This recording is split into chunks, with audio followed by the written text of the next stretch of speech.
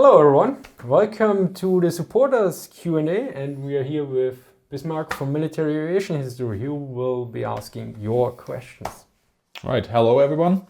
We'll start with some personal questions first that you guys have asked. Cameron and Sean together asked a very similar question. I'll just read out Sean's here. Bernhard, what motivated you to create all this content? It's pretty obvious that you had a vision based around data visualization, but that only goes too far as to explain the research and the explanations. What actually moved you? Well, I personally have the view on motivations that, well, a lot of it's just rationalizations, so mostly hogwash, or it's sometimes hard to tell what is actually determining. And everything is a bit of a mixed bag in that regard, that like with a clear vision, nope. It didn't happen from what I remember, and from what I know from memory, memory is very fallible. I actually intended to create an infographic on German Panzer production numbers and not a video. And then I started doing it, and then I made it into a video. So, and then it kind of created a channel around this. And so, and yes, there are some aspects that are still a vision with the visualization aspect, but originally the channel was also called Military History. And then I did the Panzer Division visualization, and I put the visualize there, but not intentionally as a name, but like a bonus. This episode is visualized. And then somebody noted, hey, that's a great name, Military History Visualized. And then I changed it. I remember, I think I was thinking originally doing the name Military Illustrated or something, Military History Illustrated, but there was already a magazine called that way. Yeah. So in a way, I might have had the idea already, but then didn't figure out originally that, for instance, Visualized would actually be a good name. But yeah, so, but that was back in the early 2016, so I don't know how stuff happened. For instance, with chronology, there was one time in my life where I thought I read book A before B and A led to B. The issue is I looked at my Amazon history at one point and realized it was the other way around. Yeah, I mean, it's a couple of years ago, many things have happened. So, yeah. And with the other stuff, basically with the whole motivation and everything, I would say personally there are many different values going on, and there's sometimes I would call value conflicts. Like there's one part of me that wants to educate, but another part of me that has to earn a living. So this is like how to balance it properly. The other thing is like recognition. There's different kinds of recognition. There's recognition from my fans, you could say, and there's recognition from experts, for instance, with people I want to work with or work with to a certain degree. So there's also, because they usually sometimes look at different aspects. So I would call the one from fans more fame and the other one more peer recognition. And then there's also always the trouble between doing a good job or doing the best job and private life and relaxation and everything. So for me, it's always this mixed bag. And I mean, one example is, for instance, like doing something correctly. I sit there sometimes, that happens a few times, like I find something which doesn't add up, or I'm not entirely sure, like this, I don't have a concrete example anymore, but I came across something which I thought was true, but I was not sure anymore because it was a lot of times stuff is repeated and repeated and repeated again, but then you find out it's actually incorrect. And sometimes I have the hunch, okay, this could be the thing. And then I start digging. And I try to find an actual source like, okay, this proves it, or this is the most certain, or this high-level publication made this, or there's even a primary source linked. And sometimes this can mean that I search for one sentence or one paragraph for 2 hours and don't actually find the answer, or I find the answer and it's actually what actually was said and it was not wrong or something. And in some way I'm happy, in the other way it's like, okay, I just spent 2 hours for one line of text where there's a bit of regret sometimes comes in. Mm-hmm. So because in these 2 hours I could have done something differently, or expanded the video or wrote parts of another video. So this is always like, you have to create a lot of videos if you do YouTube. I mean, you have the problem as well. So 2 hours is a bit much time sometimes just to get one line correct. And if I would write a book or something, or doing research at university, 2 hours is sometimes not that much. For instance, if you have a PhD that takes 4 years or something.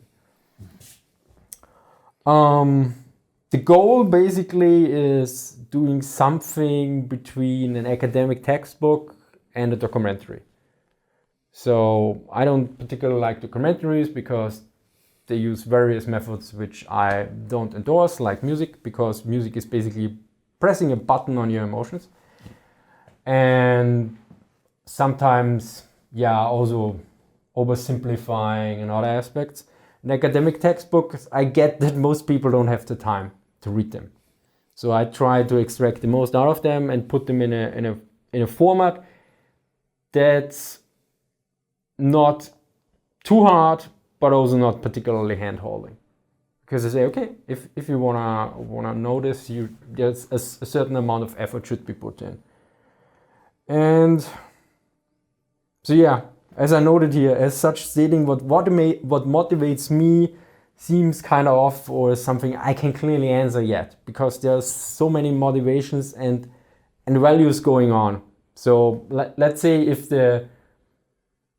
would be probably easier if the whole financial situation would be completely not a point. Then it probably would be easier to tell where the direction would be going.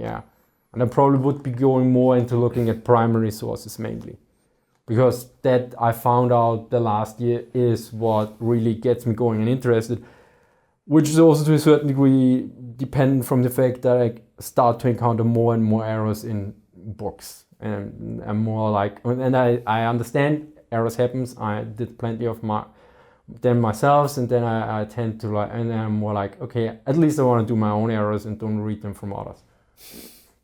I'm generally, if I encounter an error, I'm pissed, and if I do an error, I'm also pissed. So basically, I don't know, like the Hulk said, I'm always angry. So when it comes to errors, I'm always also angry, and I made some notes here because there's many questions.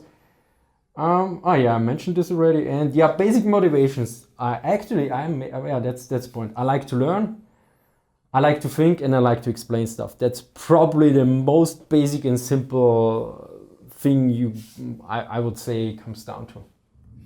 So after that comprehensive answer, we actually have the answer. It's actually, I forgot that I wrote down that I actually in the end made an answer. So the main point at the end, we got it in there. All right, so Cameron wants to know, have you studied documentary filmmaking? Do you have a specific approach, a plan, or a checklist in making your videos? So I didn't study filmmaking at all. I have a degree in computer science and in history, and I did also a bit of law school and political science and philosophy and all subjects around, but actually nothing at all at film. The irony was actually that we had in the first class at history, in one of the introductory classes, we looked at documentaries. And back then, this was in 2001, I made the conclusion that the visual medium is not suited for comprehensive, in-depth discussions of historical stuff or general academic stuff. And the irony was that I think somewhere in 2016, I remembered this and was kind of like, I think I disproved this to a certain degree with my own videos. So basically 15 years later, I thought, okay, you're a freshman, I think freshman you call it first year, assumptions were actually wrong, and unintentionally you did this specific approach plan. Well, you do have a sort of standard template, don't you?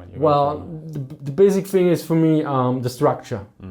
My videos are very structured, and some people actually noted this. I mean, I think there was one German student who said, I really like your videos, and I said, I wish you would be my professor or something. And I wrote, what do I write or something? And he, at least you have a structure, or already have a structure or something. And I was like, because my videos have a structure. Usually they have sections, sometimes subsections, and even sub-subsections. So this is really, and I think most people actually feel this at least on a subconscious level. And once the structure is set for a video, I just fill in the text sometimes. So for instance, I think the Japanese tank arm video, I really struggled with the structure for a long time there, but that's usually not a problem. But in that case it was. And so, but basically usually I start to read, then I write down the basic structure, and then I enter the stuff. In some cases, when I know a lot of already, then I start with the structure, and then I read and or fill in directly.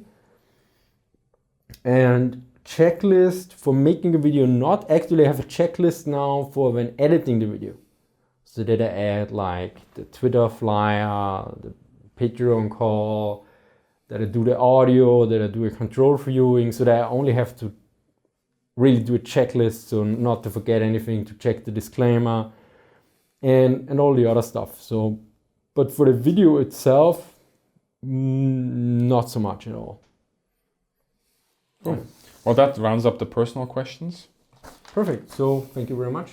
Thank you. Also be sure to check out his channel, Military Aviation History, if you want to learn something about planes or flying. Who wouldn't? Yeah, definitely.